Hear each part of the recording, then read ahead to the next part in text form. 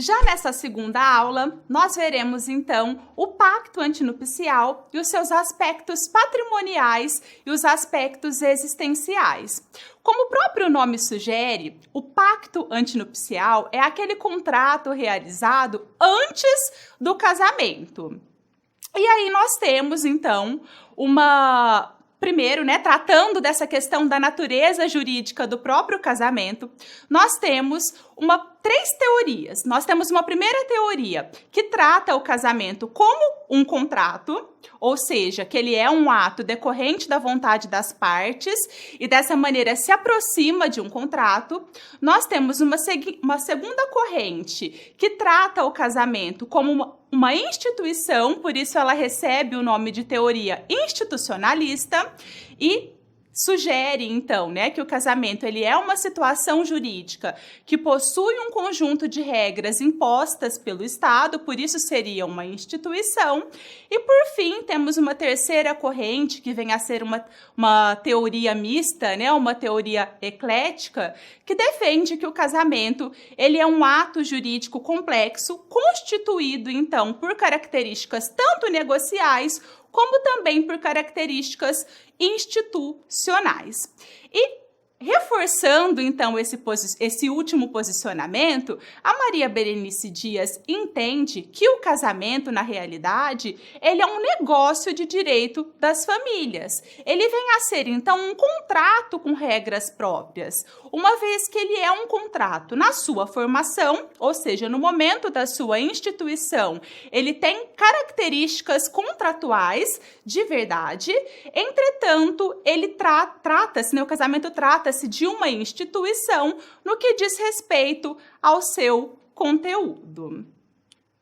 Já com relação à natureza jurídica do próprio pacto antinupcial, ele está regulado entre os artigos 1653 e 1657 do Código Civil, vem a ser considerado um negócio jurídico solene, da mesma maneira que o casamento também é um ato solene.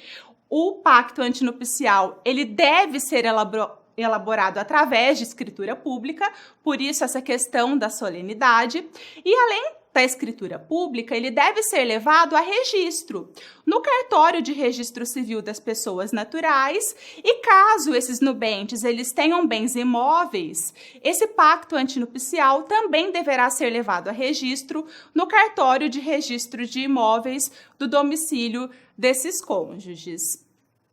Com relação à eficácia desse pacto antinupcial, a eficácia dele não começa da sua elaboração, da sua confecção, É do momento em que esses nubentes desejam, então, lavrar, concordam com a confecção desse pacto antinupcial. Mas ele tem uma eficácia, então, sob uma condição suspensiva, que vem a ser o próprio casamento.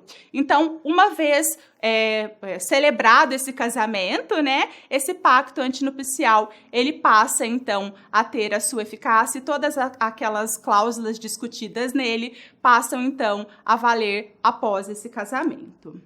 Já com relação também aos aspectos patrimoniais desse pacto antinupcial, nós temos, primeiro, vale destacar que o pacto antinupcial ele não é muito comum de ser realizado aqui no Brasil, Então, ou seja, nós não temos esse hábito de confeccionar esses pactos antinupciais. Mas o primeiro motivo para se lavrar um pacto antinupcial é a escolha de um regime de bens. Uma vez que, caso, esses nubentes, eles não tenham esse desejo pela escolha de um regime de bens diferenciado, e não lavrem esse pacto antinupcial antes desse casamento, o casamento, então, ele será regido pelo regime de bens que é considerado regime de bens legal, o regime de bens suplente, que é o regime da comunhão parcial de bens. Entretanto, caso seja do desejo desses nubentes, a eleição de um regime de bens diferenciado, eles deverão, então, lavrar esse pacto antinupcial. Então, só para reforçar aqui para vocês, os regimes de bens que poderão ser eleitos, a questão da comunhão universal de bens, separação convencional de bens, participação nos aquestos, além também que o legislador permite que esses nubentes, eles mesclem esses regimes de bens. Então, eles podem, por exemplo, se for o caso, né, de um casal em que um deles seja um sócio de uma empresa, esse casal, então, pode determinar que, com relação ao patrimônio, né, referente à empresa, prevalecerá, então, um regime da separação de bens. Entretanto, com relação a determinados bens particulares ou aos bens que serão adquiridos na constância daquele casamento, será regido, então, pelo regime da comunhão parcial de bens. Então, comumente, esses pactos têm como disposições patrimoniais a escolha do regime de bens, mas nós também podemos ter outros negócios jurídicos realizados nesse mesmo ato, como, por exemplo, doações recíprocas entre esses cônjuges ou até mesmo doações realizadas por terceiras pessoas também será permitido. Já com relação a esses aspectos existenciais, eles não são muito comuns, tá bem? Mas o legislador não proíbe que eles sejam acrescentados também nas cláusulas desse pacto antinupcial.